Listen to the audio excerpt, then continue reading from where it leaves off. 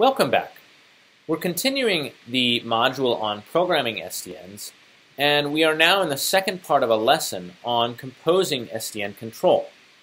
In this lesson, we will look at a programming language and controller called Pyretic that allows programmers to compose SDN policies and provides other primitives that make writing complex SDN policies easier. Pyretic is an SDN language and a runtime. A language is simply a way of expressing high-level policies, and the runtime compiles those policies to OpenFlow match action rules. Pyretic allows programmers to specify policies on what are called located packets. A programmer can write a policy based on a combination of the packet and its location in the network. Pyretic provides several features that we will look at in detail in this lecture. The first is the ability to write a network policy as a function. In other words, Pyretic allows the programmer to write a function that takes as input a packet and then returns packets at different locations in the network. Pyretic provides Boolean predicates. In contrast to OpenFlow's primitive match action rule set, Pyretic allows the programmer to write policies using conjunctions and predicates such as and, or, and not. Pyretic provides virtual packet header fields that allow the programmer to refer to both the actual packet headers as well as virtual headers such as the packet's location, tags that the operator might have applied to the packet, and so forth. Finally, Pyretic provides both parallel and sequential composition operators to make it possible for the network operator to write complex policies by composing simpler ones. Let's take a look at each of these features in a bit more detail. In OpenFlow, network policies are simply match action operations based on bit patterns in a packet header. This can not only be very difficult for a programmer to write because it's so low level, but it also is very difficult to reason about. In contrast, in Pyretic, policies are functions that map packets to other packets in the network. Here's a summary of some of Pyretic's policies. The identity returns the original packet. None returns the empty set. Match returns the identity if the field in the packet matches a particular value. Otherwise, it returns the empty set. Mod returns the same packet but sets the virtual packet header field to a specific value. Forward sends the traffic out a particular output port simply by modifying the output port attribute of that packet. Flood returns one packet for each port on the network spanning tree. Let's take a look at Boolean predicates. In OpenFlow, packets either match on a rule or they fall through to the next match action rule. This makes it very difficult to express policies that involve conjunctions or negation. In contrast, Pyretic's match function outputs either the packet or nothing, depending on the value of the predicate. For example, here's a conjunction of two match predicates that will return packets that match on either destination IP address 10.0.0.3 or destination IP address 10.0.0.4. Virtual packet headers are a unified way of representing packet metadata. In Pyretic, a packet is nothing more than a dictionary that maps a field name to a value. We can apply the match predicate to retrieve packets that arrive on a particular input port, that are located at a particular switch, or that have a particular destination MAC address. The mod function also allows the programmer to modify this packet metadata, or add additional packet header fields. Policy composition allows the programmer to write more complex policies by composing simpler ones.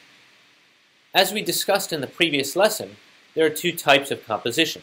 Sequential, which performs one operation followed by the next, such as matching on a particular destination IP address, and then sending the result to a forwarding policy, which forwards on a particular output port. and parallel composition, which performs both operations simultaneously.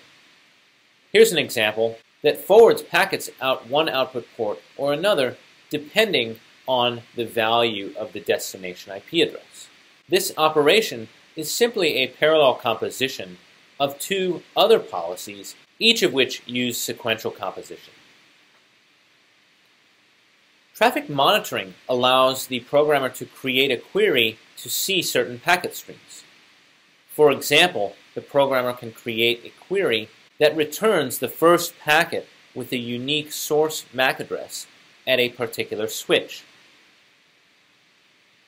Given that packet stream, the programmer can then register a callback that executes a function on the resulting stream of packets. These callbacks are invoked to handle each new packet that arrives for the query. We'll see an example of callbacks very soon when we look at the implementation of a learning switch in Pyretic. Dynamic policies are policies whose forwarding behavior changes over time. Dynamic policies are represented as a time series of static policies where the current value is always the self.policy variable. A common programming idiom in Pyretic is to set a default policy, use a query to return a packet stream, and then register a callback that updates the policy based on the packet query stream. We'll now look at two examples that use dynamic policies. The first is a learning switch. We'll then take the learning switch and use sequential composition to build a firewall on top of that learning switch. Let's go back to the topology we looked at a few modules ago with 3 hosts connected to a single switch. Now we'll attach a Pyretic controller to that topology that implements a simple learning switch. In the program that we'll look at, every first packet with a new source MAC address at the switch is read by a query. We'll register a callback for that query that updates that policy with a new predicate every time a packet arrives. As before, I'll start with a controller, but this time we'll run a Pyretic controller that implements a program called Simple Learner, which is a simplified version of the Mac learner that is distributed with Pyretic.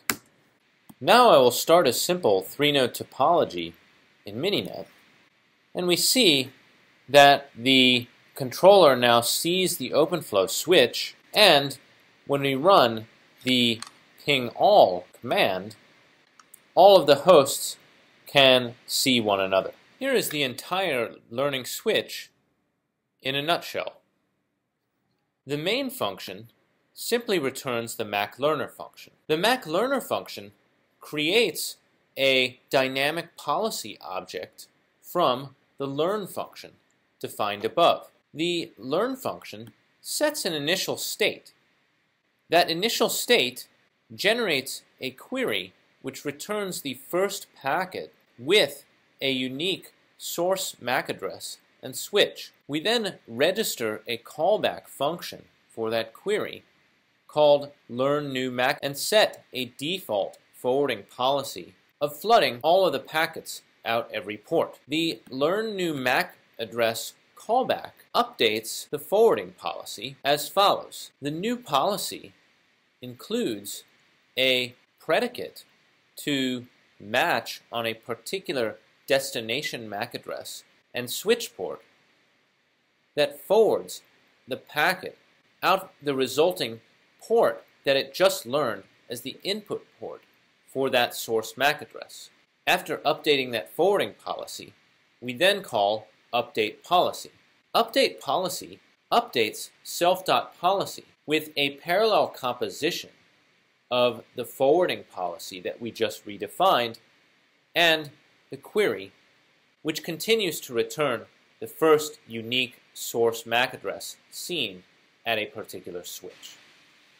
Now let's return to our topology and instead run a controller that implements a firewall. Our firewall is going to behave just like our learning switch, except it will now also first apply some firewall rules to block certain traffic before implementing the learning switch policy. We can implement the firewall by creating a dynamic firewall policy and then registering a callback on the stream of packets that checks the firewall rules. We will then sequentially compose the resulting firewall policy with the learning switch policy that we just looked at. In the case of Pyretic, the firewall implementation is a whole lot simpler. Instead of being about 250 lines of code, as we saw with the POX controller, the equivalent function in Pyretic can be implemented in about 30 or 40 lines of code. Let's take a quick look at the Pyretic implementation of the firewall. First, we see that Pyretic returns a dynamic firewall policy sequentially composed with the dynamic learning switch, which we just looked at. The firewall policy itself is quite simple. This line of code performs parallel composition over a set of match policies. Each match policy corresponds to a tuple entry in the firewall hash table. To add a rule to the firewall hash table, we simply add a value with the key of the switch and the source MAC address. We then update the policy to include a match statement corresponding to that switch and source MAC address. Any packet that does not match on a switch or source MAC address in that firewall hash table will not match on this parallel composition of policies and hence will be dropped.